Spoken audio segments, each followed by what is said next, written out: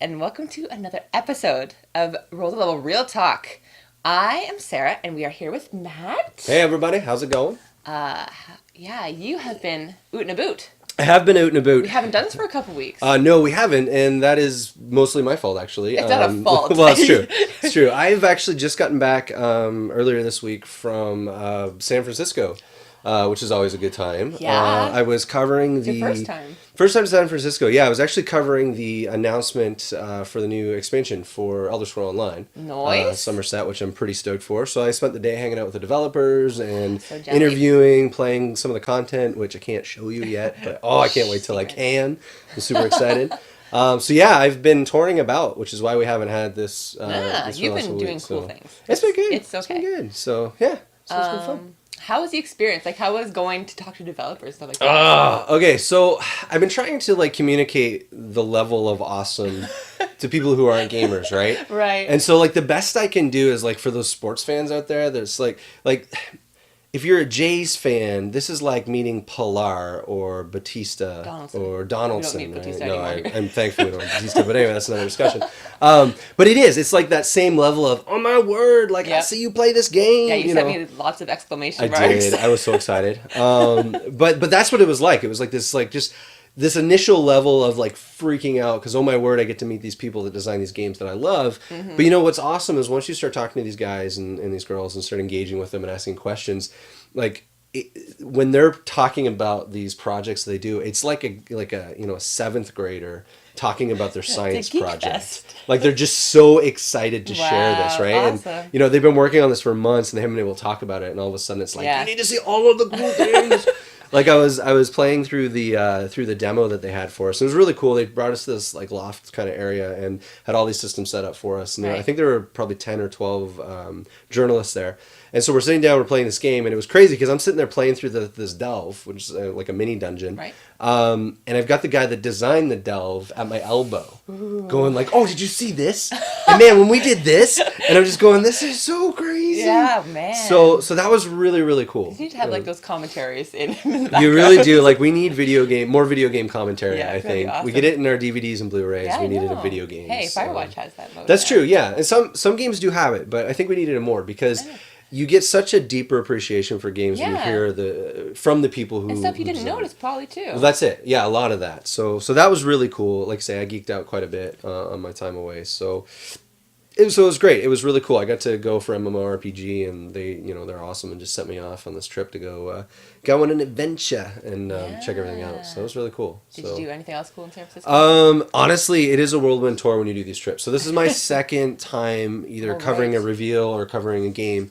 And honestly, you fly in the night before, under the cover of darkness. And you're 3 hours behind. And then you've got time lag going on there, right? You're going back in time, and then you crash out. And so, usually your first night, you're spending all your time doing research, just studying and researching and make sure. I mean, you do a lot of prep beforehand, but there's nothing like that last minute crunch, right? Oh, Make yeah. sure you got all your questions down, and make sure you can pronounce everything properly.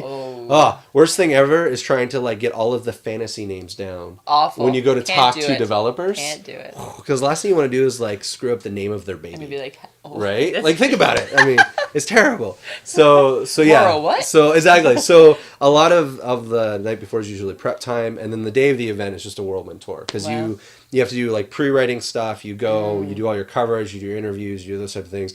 You get back to the hotel, and then it's just crunch time. You're just banging out information, trying to get everything down. Usually going over recordings and stuff like that. So honestly, I saw maybe 6 streets of San Francisco. Oh man. And my hotel. Was it a nice hotel? It was actually a really nice hotel. It was a 70s inspired millennials hotel. It was really interesting. Yeah, a lot of purple, a lot of purple. But anyway, yeah. So I got to see a couple streets. That was kind of cool. I got to try some good burgers.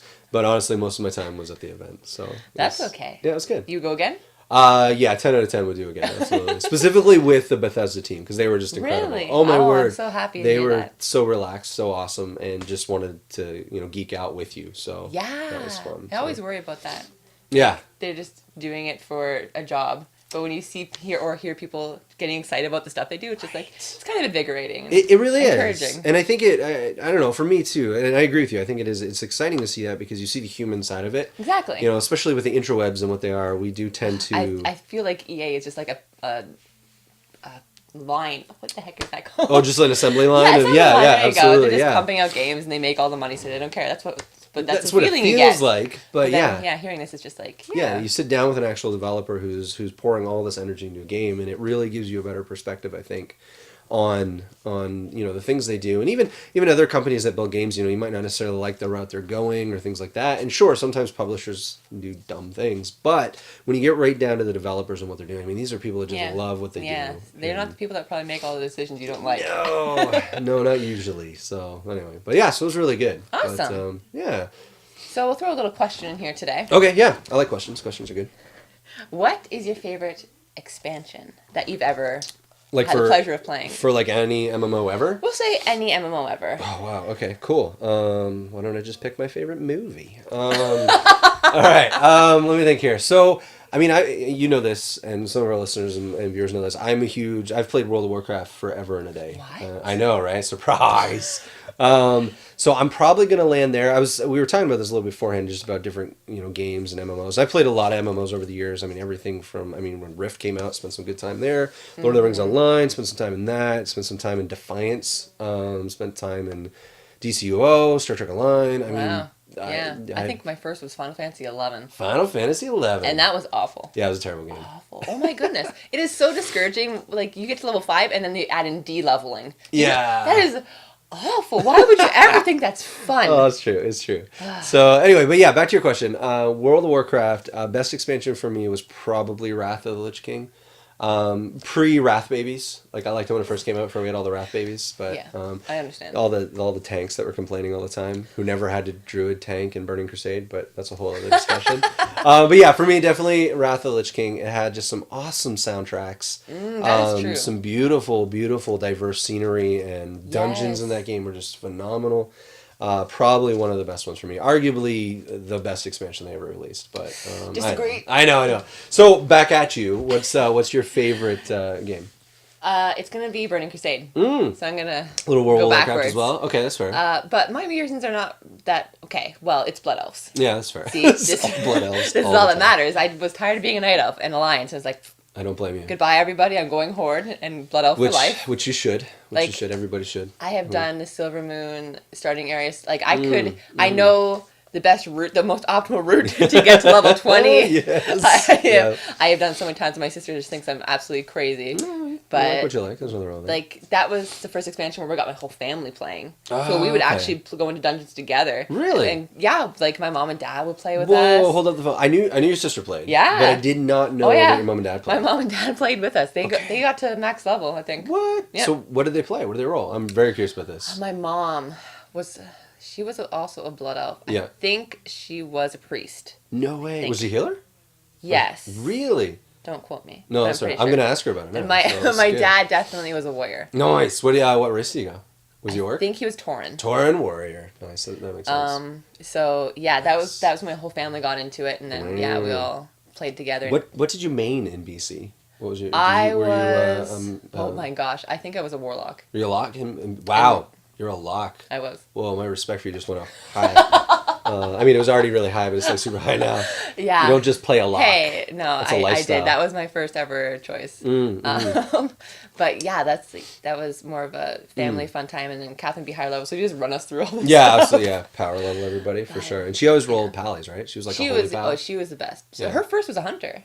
That's right. I forgot she played a hunter. She was first a hunter. Was she Beastmaster? Yes. I feel like that would have been the way she would have rolled. She was a Beastmaster. But yeah, that's cool. Then she went Holy Pallion. Yeah, and healed. Beacon she of Light. Was the best. Till the cows came home. That's fair. But yeah, awesome. That's why I like that one the best. Oh, well, that's fair. Well, that's kind of our thoughts on it. But what are you guys? What MMOs do you love, and what was probably your favorite expansion? I think everybody kind of has that one expansion that just really hit it home for them. So except for Cataclysm or Mists of Pandaria, don't pick those. Yeah, please don't pick those. Don't pick Panda Land. No. If you do, we'll still love you. Yes. But we may have to have a discussion about it. But anyway, we do want to hear from you. So put those comments. Drop a note in the comments for us, and make sure you follow us on Twitter and YouTube and all of the places. We are the everywheres. We are the everywhere. So thank you so much for watching this episode of Real Talk.